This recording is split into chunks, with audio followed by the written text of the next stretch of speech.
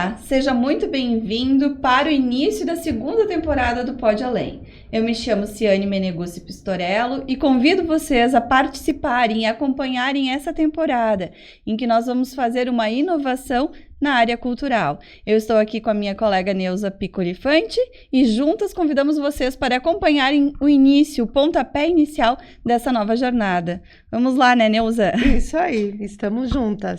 Pois é. E o que você espera dessa temporada? O que eu espero? Eu acho que foi uma surpresa a primeira temporada, né? Nos surpreendeu muito. Mas como a minha determinação sempre é na busca de sentido da vida e que as pessoas encontrem a própria voz, a gente sabe que muitas vão de carona. Eu acho que o que eu espero é que auxilie a ampliar o olhar delas, de cada indivíduo que chegar perto, que assistir, que se interessar pelo assunto, que vá ampliando esse olhar.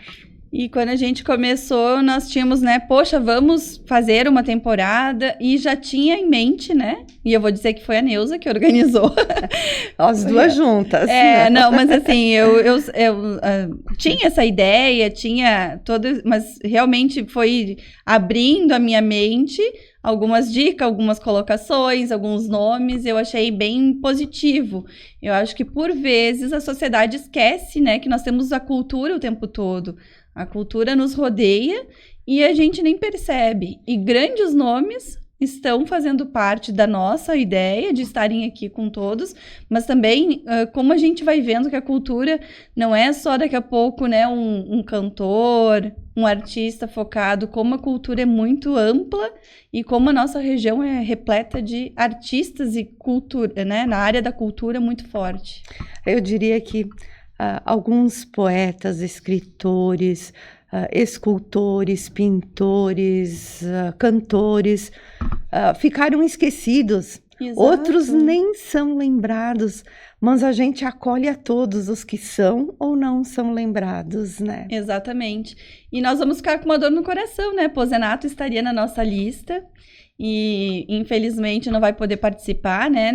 Está, com certeza, num lugar muito melhor, mas também deixar essa mensagem que ele foi uma grande referência, né? Estaria aqui conosco, com certeza.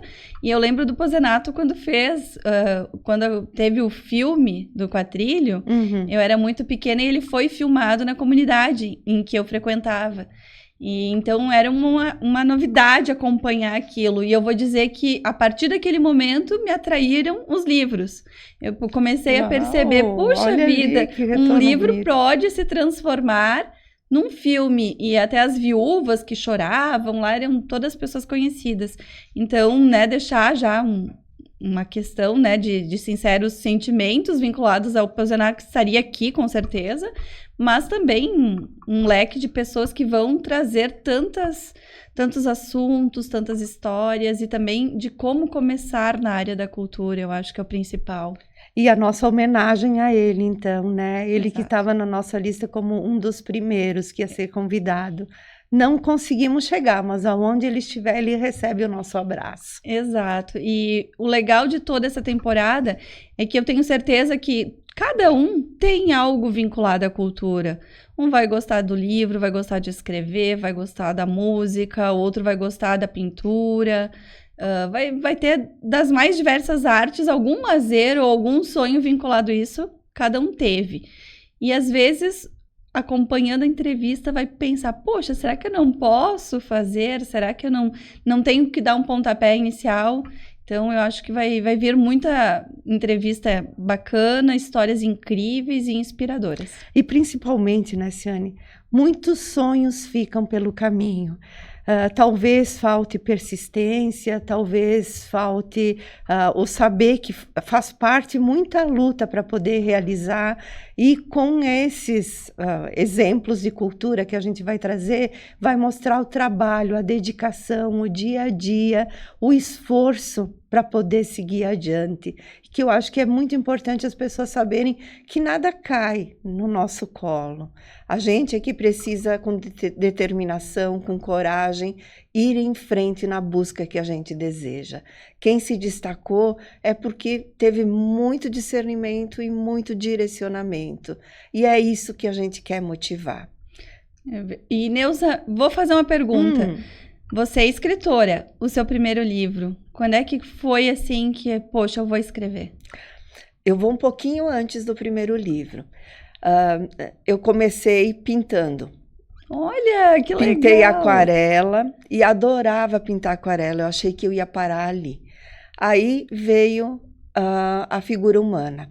Quando eu comecei a desenhar a figura humana, quando eu comecei a discernir a figura humana e desenhava ela adequadamente, naquele tempo, eu entrei para a psicologia.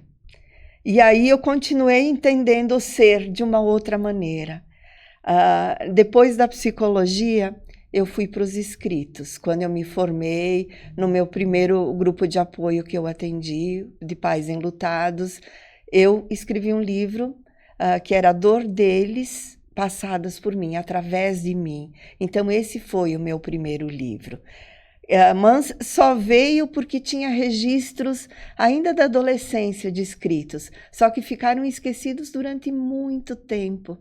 E aí veio um livro, outro, e tá vindo, né? Tem uns ali esperando para serem publicados, que uma hora dessas vem. E você, Ciane? Eu vou dizer que foi realmente inesperado. Eu acho que eu sempre gostei de ler, sempre que pensava em ter um livro, mas realmente foi assim, moxa, o teu trabalho se destacou, vamos transformar num livro. Mas eu gostaria de ter algo não vinculado ao direito. Hoje os 2 que eu tenho é baseado, eu tenho 3 publicados, um ainda na época da universidade, é vinculado ao direito. E eu gostaria de ter alguma coisa fora isso. Uau, olha que desafio bonito, Ciane. E uma questão que eu percebo é que nem sempre tem que começar isso lá no início, né? Quando a gente é muito jovem, né? Não que a gente se sinta envelhecido. Mas o legal é isso, essa transformação. Tudo pode, não, independente da idade. Se tem um sonho, daqui a pouco tem que começar a trabalhar aquilo. E a gente vai se desenvolvendo. E o momento certo, quem sabe, chega para a pessoa, sei lá, começar uma escultura, começar a pintar. E eu acho que é isso que cada convidado que a gente vai trazer vai apontar, na verdade, descrever, porque por vezes a gente olha aquela pessoa e pensa, poxa, é um grande escritor, é um grande pintor, mas para ele chegar, ele começou, sei lá, daqui a pouco um pouco mais de idade, começou numa outra atividade, depois começou a desenvolver, e acho que é isso que a gente quer trazer para todo mundo que acompanha, que nunca é tarde para buscar o seu sonho ou fazer o que você gosta. Perfeito. Cada passo vai nos levando mais próximos de onde a gente deseja. E pode começar com eu me olhar, eu vou me olhar e vou me compreender. Quando eu conseguir me compreender, eu vou dar mais alguns passos na direção dos meus sonhos. E vou entender o que eu estou fazendo nesse momento aqui no planeta Terra. Vou ter acesso a isso, o autoconhecimento, uma das coisas que eu gosto muito. O autoconhecimento, ele vem quando a gente está disposto a arregaçar as mangas e buscar ele ao encontro. E eu acho que todas as pessoas que entram nesse caminho da arte passam um pouquinho por isso também, por essa transformação que vai acontecendo. E, na verdade, o dia é tão corrido, a vida é tão agitada que a gente nem percebe como a gente é vasto, a nossa região na parte cultural. E no momento em que a gente começou a trabalhar essa segunda temporada, eu me ative mais a postagens, a questões que falem da cultura. E como existem eventos, e como existem artistas, e a nossa área cultural é muito ampla. Às vezes a gente vai num restaurante e a gente não percebe que o atendimento tem um lado mais artístico, tem uma encenação, tem uma coisa mais leve. Então, trazer esse despertar para todo mundo que acompanha também, em olhar para a nossa região, a parte cultural, verificar quantos artistas que se destacam internacionalmente e que, por vezes, a gente não percebe na correria do dia a dia. E acho que é isso também que a gente quer trazer. Perfeito. É esse o nosso desafio, então. Pintores, escritores, cantores, escultores, seja de argila, seja de metal, as várias maneiras que a escuta carrega através de um trabalho que, vamos pensar assim, é um trabalho que através dos tempos ele se mostra e ele é eficaz ali mostrando toda a história que ele carrega da sociedade, da cultura e do próprio quem o fez. E, na verdade, então, essa temporada convida vocês para ficarem conosco e conhecer pessoas na área da cultura, mas principalmente como eles transformam o sentimento dele, o que eles acompanham, o que eles acreditam em arte, através do sorriso, através da leitura, através de a gente acompanhar alguma exposição. E é isso que a gente te convida, para quem sabe, através de um sonho teu, também você se inspirar nessas pessoas e buscar trabalhar alguma coisa que está lá desde criança que a gente às vezes nem percebe, né? E qual que vai ser o seu próximo desafio? Eu sei que a Neuza tem a arte do tricô também, porque eu vi uns trabalhos ali que são magníficos, né? Esse é o deleite. É verdade. Mas eu estou no desafio, eu estou escrevendo um romance, tá, Ciane? Estou me desafiando, porque é diferente de tudo que eu já escrevi até agora. Então, estou me desafiando. Vamos ver, estou nessa jornada. Eu acho que a vida é feita de desafios. Exato. E em momentos que a gente está na vida, a gente precisa, daqui a pouco, se adaptar para um novo momento, né? A gente se transforma o tempo inteiro. Então, às vezes, a gente precisa ter alguma coisa que nos desafie para a mudança que a sociedade, para a mudança que a gente quer. Então, eu vejo que é bem essencial essas mudanças, a gente tentar fazer alguma coisa diferente. E eu adorava ler romance quando era jovem. Eu acho que eu lia, assim, nossa, o tempo todo aqueles livros, eu comprava nas livrarias, eram bem em conta, bem baratos, assim, meu Deus, eu lia muito. Então, vamos esperar o teu romance. Mas antes da psicologia, Ciane, eu lembro que eu tinha na cabeceira da minha cama uns 10 livros, todos iniciados. Dependendo do meu dia, de como eu acordava, do que eu queria, eu lia um ou outro. E eu não embaralhava as histórias. E muitos deles era autoconhecimento. Por isso, é um mergulho que eu comecei ainda lá atrás, bem antes da psicologia. E veio vindo através do tempo. Eu achei bem engraçado que, umas 2 segunda-feiras atrás, uma pessoa, que eu não tenho contato nenhum, chegou e me presenteou com um livro. E ali ele disse, olha, fui numa livraria e eu olhei para o livro e lembrei de ti, estou te entregando de presente. E é mais ou menos isso, parece que o livro ele vem naquele momento em que você está passando alguma coisa ou que você precisa ler aquilo.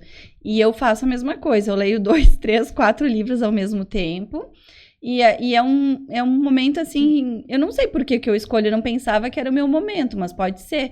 Eu realmente olho e digo, hoje eu vou ler no mínimo 10 folhas de qual livro.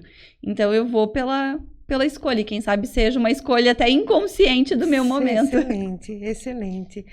E a gente percebe a escuta que cada artista, cada escritor, cada um desse ramo cultural ele carrega, porque nós aprendemos através da arte, nós aprendemos através da leitura, através de uma música, a transformação vai acontecendo. Então eles deixam marcas indeléveis na gente, mas eles deixam marcas seguras.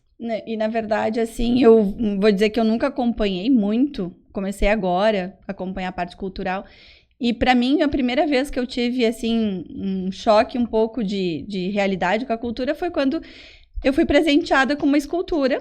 Era uma arte. E aí nossa, mas por quê? Daí eu era muito crítica em algumas questões. Eu publicava minhas opiniões e tal. E ele disse, quando eu comecei a fazer essa arte, eu pensei, é pra Ciane, porque ela questiona, ela gosta daquilo, mas ela questiona.